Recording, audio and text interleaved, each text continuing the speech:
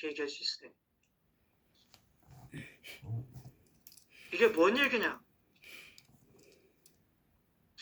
하나님은 삼위일체로 존재하십니다. 네, 그래서 성부, 성자, 성령이 서로 인격적으로 친밀하게 관계를 맺어 가시는 분이에요. 그러니까 인간도 마찬가지로 인격적으로 관계를 맺는 그런 존재로 만드셨다는 거예요. 그래서 인간만이 하나님과 친밀한 교제를 나눌 수 있는 유일한 피조물이다. 여러분, 아까도 제가 그 종류들을 이렇게 말씀드리면서 진화론자가 아주 터무니없는 얘기를 하잖아요. 원숭이가 진화해갖고 사람이 됐다. 네? 그러면 이게 맞는다고 하면 원숭이도 하나님의 형상입니까? 네? 원숭이 인격이 없습니다. 인격. 그래갖고요, 원숭이는 하나님과 영적 교제를 못해요. 네? 원숭이뿐만 아니라 이 세상에 존재하는 인간보다 IQ가 더 높은 짐승도 있을 수 있어요. 저희 아이가 제가 몇 번 말씀드렸지만 이 자폐 이런 게 있어갖고요, IQ가 50도 안 돼요. 저희 애가. 네. 근데 동물 중에서 7, 80대는 동물도 있거든요. 네? 근데 인간은 하나님의 형식이고 인격적으로 만들어졌기 때문에 영적인 교제를 한다니까요. 기도하잖아요, 인간이. 찬송도 하잖아요. 예배도 드리잖아요. 근데 세상에 인간을 제외하고 아무리 고등동물이라고 해도 하나님께 기도하는 동물이 어디 있습니까? 하나님을 찬양하는 동물이 어디 있습니까? 하나님께 예배하는 동물이 어디 있습니까? 그 얘기하는 거예요. 지금 하나님의 형상이라고 하는 것은 저 관계적인 면, 그러니까 인격적으로 만들었다. 인격적인 관계를 맺을 수 있는 존재로 인간을 만들었다. 그런 뜻이고요. 인간이 하나님의 형상이라고 하는 것은 두 번째, 기능적인 측면에서 또 인간이 하나님의 형상, 하나님의 반영이다. 이건 뭐냐?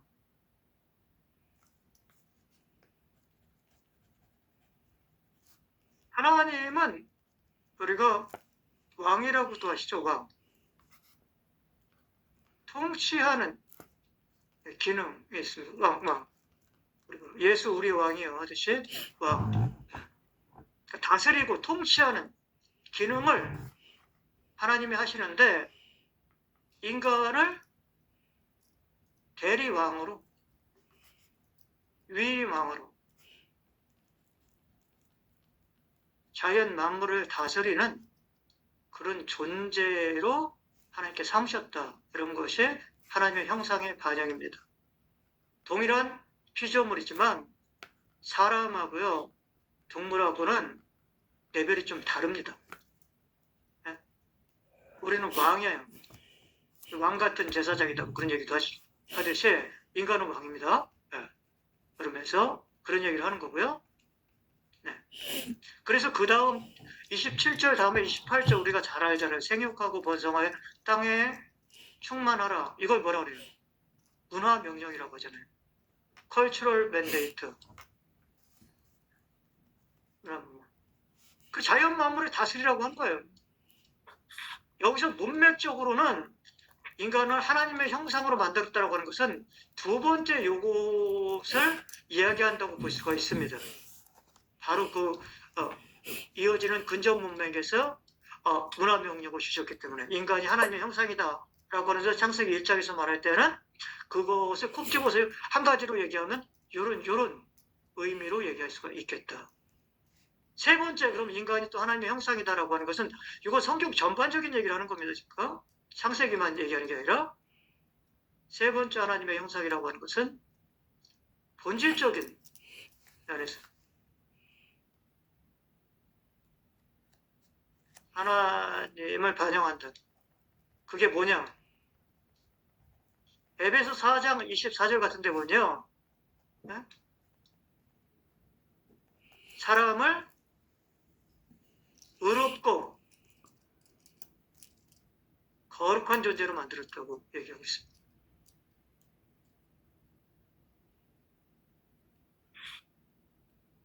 그러니까 뭐 성선설이니 뭐 그런 얘기 하잖아요.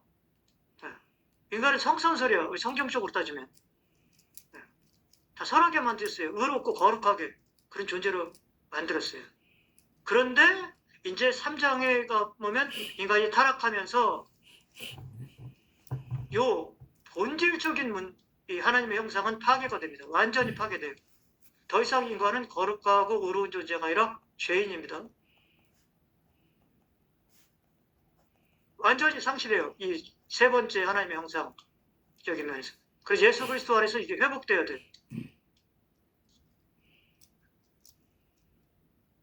나머지 부분은 관계적인 면, 기능적인 면은 부분적으로 손상을 받습니다. 그렇죠? 세 번째는 완전히 파괴가 돼요. 자, 마지막. 이 날짜별 창조에서 우리가 주목해야 될 것은 28절 아까 얘기한 문화명령인데요. 창조 질서라는 게 있다는 거예요. 제가 이렇게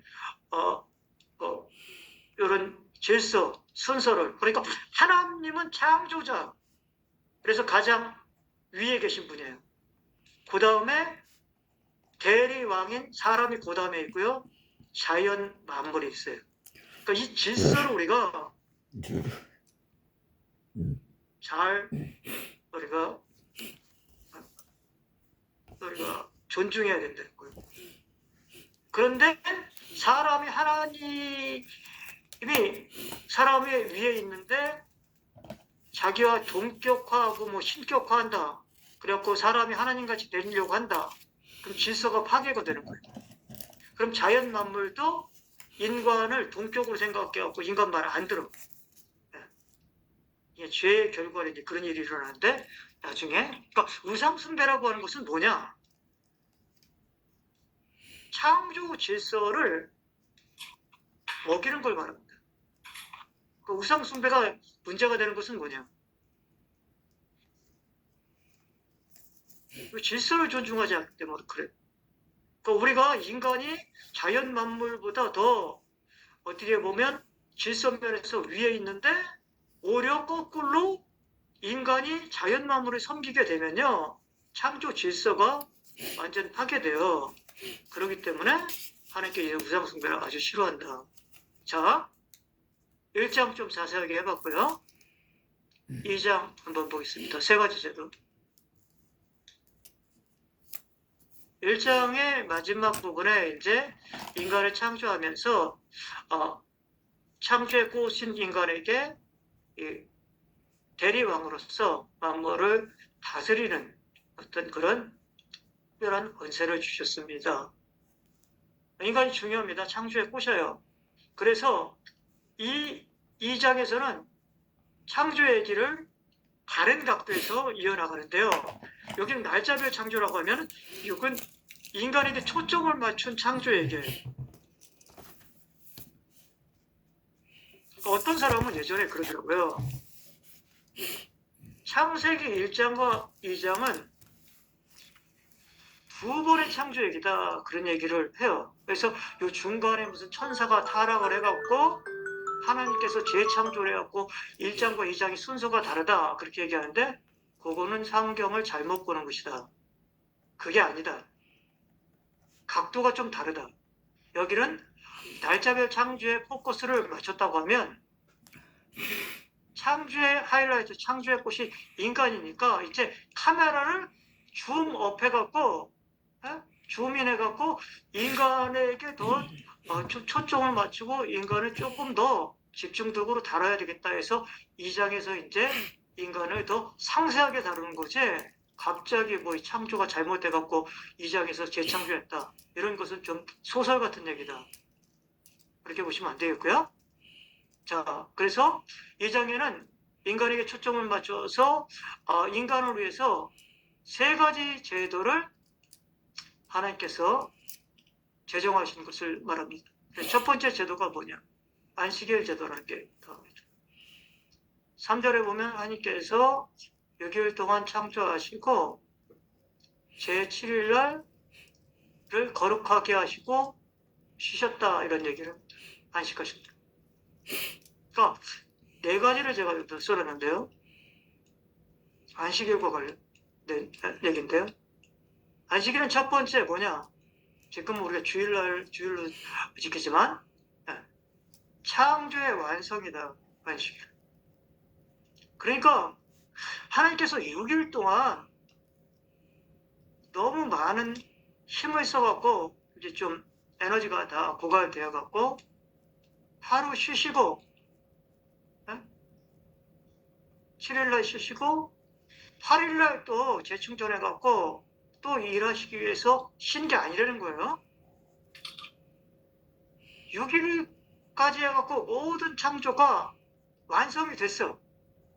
그래서 쉬신 것이다. 그래서 안식이라고 하는 것은 창조의 완성을 의미한다.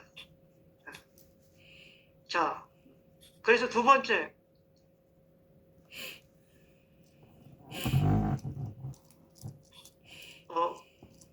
우리가 제7일 날 안식하는 것은 무엇이냐?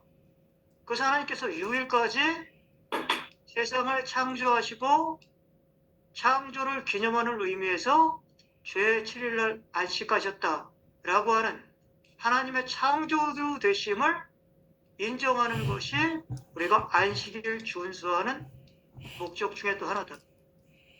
이렇게 보시면 되겠고요. 또 이 세상에서 우리가 주일이든 안식일이든 하루 쉬는 것은 저 세상에서 하나님 나라에서 영원히 안식할 것을 미리 맛보는 그런 행위다. 네 번째, 안식일은 6일까지 창조하시고 제7일날 쉬었었어요. 그리고 이 날은 거룩한 날이라고 하나님께서 말씀하셨습니다. 거룩이라고 하는 것은 구별된 날이라는 것을 말합니다. 구별된. 그러니까 이 날은 우리가 구별되게 6일날은 우리가 열심히 세상에서 일한다고 하면 제7일날은 한 날은 구별되어서 하나님만을 기억하고 우리가 예배하고 기도하고 거룩하게 살아야 되는 그런 날이다.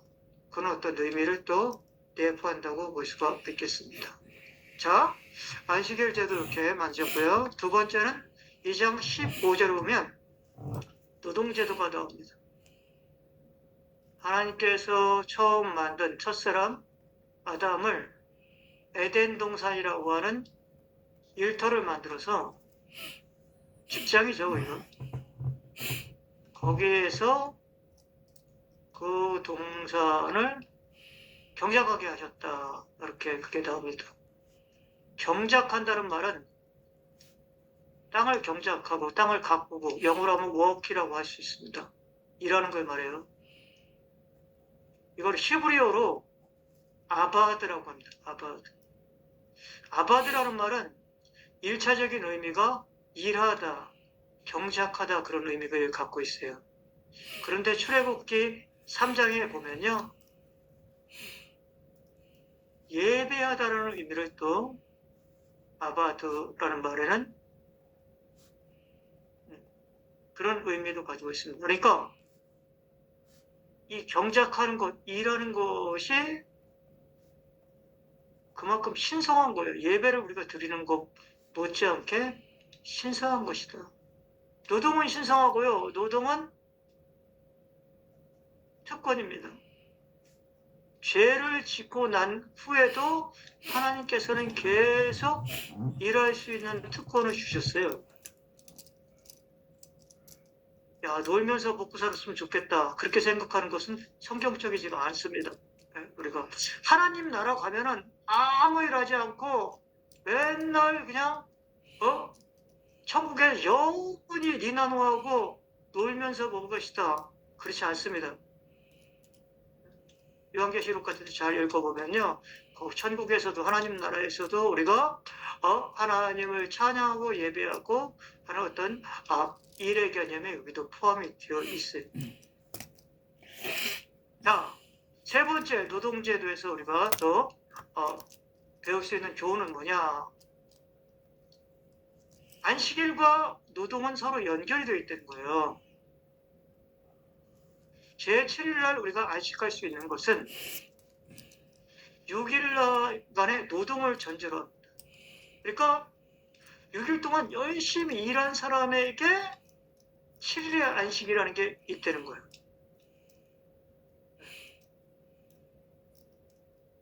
이 안식이 진정한 안식이 되기 위해서는 6일 동안 성실히 살아야 된다. 그래서 성경은 게으른 것에 굉장히 비난을 많이 합니다. 일하지 않고 이렇게 수고의 떡을 먹는 거 이런 거 굉장히 싫어요. 그 사도 바울 같은 경우 뭐라고 했어요? 데살로니가 전후서 지난번에 배웠는데 거기에 보면 아탁토이라는 사람들 나오잖아요. 게으른 자들. 그 사람들이 일도 안 하면서 열심히 일하는 교인들을 힘들게 해서 일하기 싫으면 먹지도 말라. 그렇게 책망한 것을 볼 수가 있습니다. 자, 마지막 세 번째 제도 24절에 나오는데요. 결혼 제도입니다. 남자가 부모를 떠나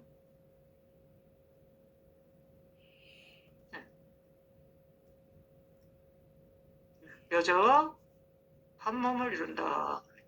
그렇게 잘 알죠? 여러분 여기서 보면 성경의 결혼 제도 혹은 결혼 관행을 단면을 엿볼 수가 있어요.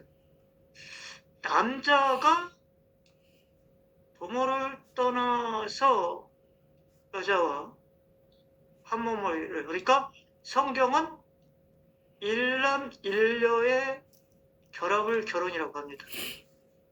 그러니까 남남의 결합, 혹은 여여의 결합, 이런 동성 간의 결합은 결혼이 아닙니다.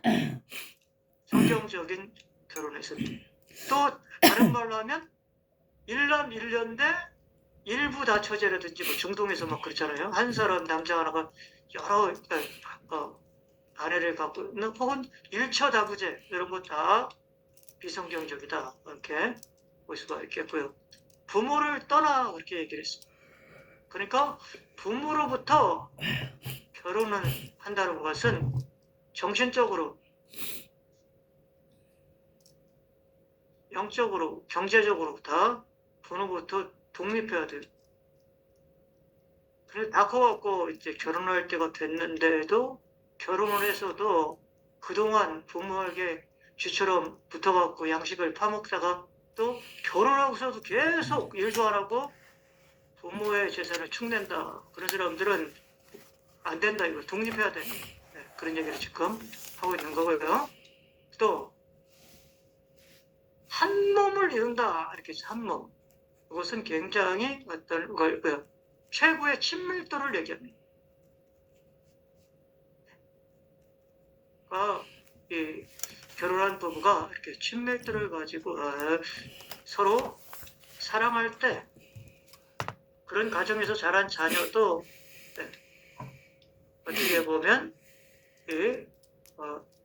좋은 선한 영향력을 받아서 이렇게 또 결혼하게 되고 이렇게 이어가겠죠. 여기까지 7시 50분 돼서 좀 끊고 혹시 강의를 첫날 들으셨으니까 궁금한 사항이라든지 코멘트라든지 한번 좀 반응을 들어보고 2교시로 한번 이어가 보겠습니다. 2장까지 했어요. 하여튼 제가 장사에게 질문해도 궁금하게 했죠? 1장. 네, 질문하세요. 너무 좋은데요. 너무 감사합니다. 그 좋죠? 빛이 너무 좋은데요. 그 진짜 하늘하고 땅 이렇게 바다 채우는 건 알겠는데 이 빛하고 해달별이 그 빛이 공간이라고 말씀하셔가지고 우리가 생각하는 태양이나 이런 게 아니고요. 네, 그 뭐랄까 그 이 전체적인 어떤 그런 이 뭐랄까 기본적인 토대를 만들어 놨다 그렇게 보시면 되겠어요. 그거를 토대 빛을 자꾸만 빛의 첫째 날 입지. 만들어 놓은 빛을 해달별로 그렇게 생각을 치환하면 안 되고 네. 전체적으로 보면 그 원물질 같은 거를 이렇게 만들어 놓은 어떤 그런 것으로 좀 봐야 되는데 네, 그것도 정확하게는 모르겠습니다. 네. 그 좀 어려운 부분인데 하나님이 태초에 천지를 창조하시니라 여기부터 창조의 시작이라고 보는 사람들도 많거든요. 네. 그래서 네. 네. 예, 조금 이해가 조금 될 수도 있는 것 같고요. 그 아까 형상이라고 하셨는데 형상과 형상이요. 모양의 차이? 네. 그런 어떤 디테일한 것까지는 같이 네. 보는 게 좋을 것 같습니다. 저는 그거를 막 형상은 뭐고 모양은 뭐고 자꾸만 이렇게 복잡한 얘기를 하는 것 나누지 같은데 말고요. 네. 반복인 것 같아요. 반복.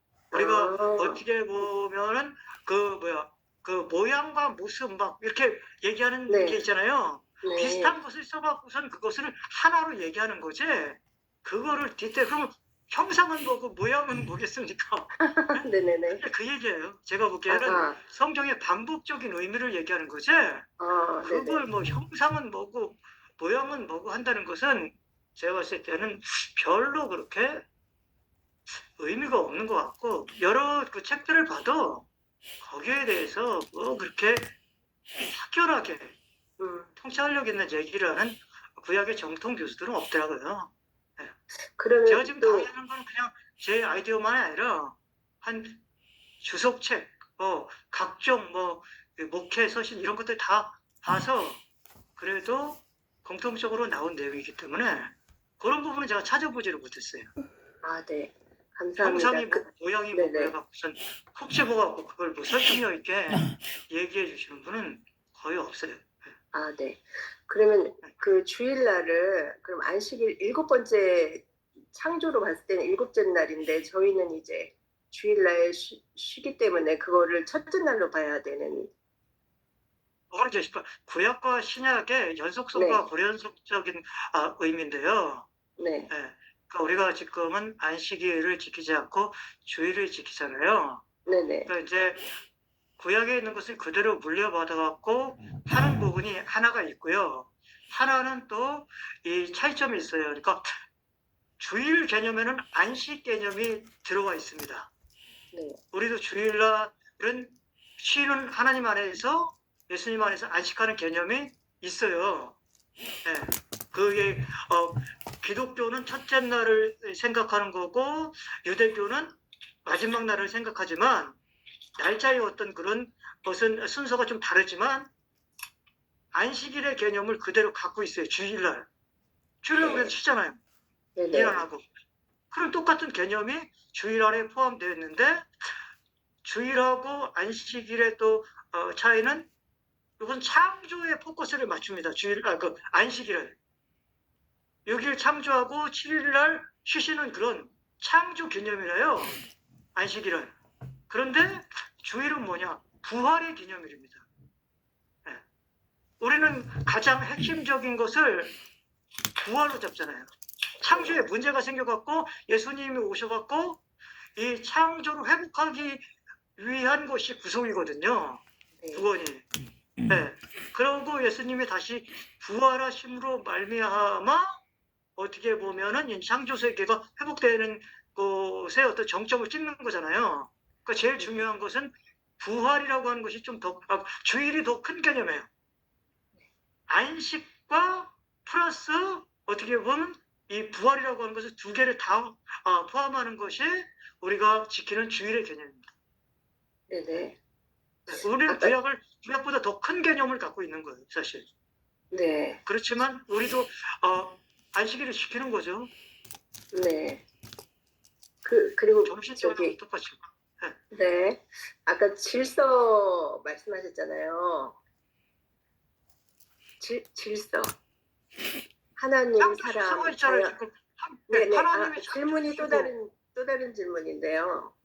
그거는 이제 네. 한 사람이 너무 많이 했기 때문에 그런가요? 뭐 여기까지만 질문하시고 한 따방쪽으로 네네네. 5방을 쏘는 것 같아. 그러니까 제가 질문 안 질문 받는 게 하시고 아니라 네, 시간 남으면 네, 다른 알겠습니다. 분들도 이렇게 좀 네네네네. 질문을 좀 한정적인 시간이니까 네. 하라는 거예요. 질문을 하는 건 네. 좋습니다. 근데 이제 채팅에 또 뭐가 올라온 것 같네요. 두 개. 네네네네. 제가 채팅을 잘 알겠습니다. 안 봤는데 네. 그래서 나머지 궁금한 사항은 따로 좀 하시고 다른 사람들한테도 골고루 또 혹시 무슨 채팅에 온라인 질문을 제가 어떻게 여기 있는데 왜 자꾸만 내려가냐 이게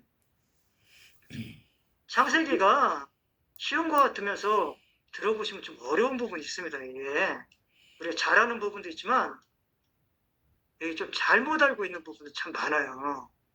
제가 창세기 공부하면서 저도 많은 도움이 됐는데 교수님은 개인적으로 창세기 성경의 전체 역사를 얼마나 봅니까? 개인적으로.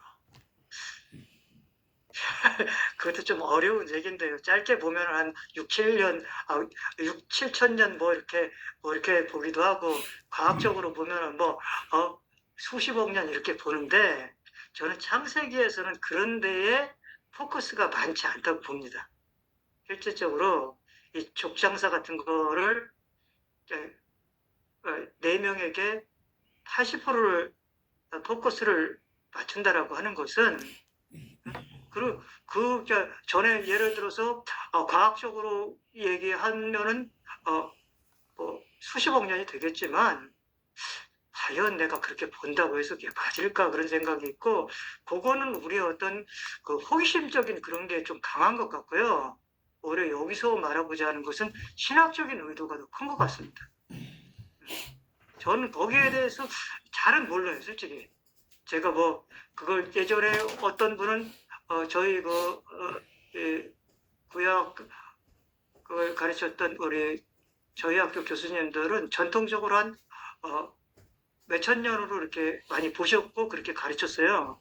근데 이제 그게 이제 과학적으로 보면은 수십억 년이니까 너무 큰 갭이 있잖아요, 사실. 그래갖고 창세기에서 말하는 하루가 정말 하루냐, 이 요미 하루라고도 보기도 하고 뭐 한 세대로 보기도 하고 그러는데 그걸 이렇게 보든 저렇게 보든 거기에 굉장히 긴 연대로 본다면은 수십억 년이 맞겠죠. 근데 이렇게 보든 저렇게 보든 여기서 얘기하고자 하는 것은 그건 좀 부수적인 게 아닌가 저는 그렇게 봅니다. 네. 거기에 대해서 제 대답이 뭐 시원치는 않을 수 있지만 네? 제 생각에는 그게 그렇게 큰 어떤 것은 아닌 것 같아요. 그리고 저도 거기에 대해서 시원한 대답을 제가 해줄 자신도 없고요.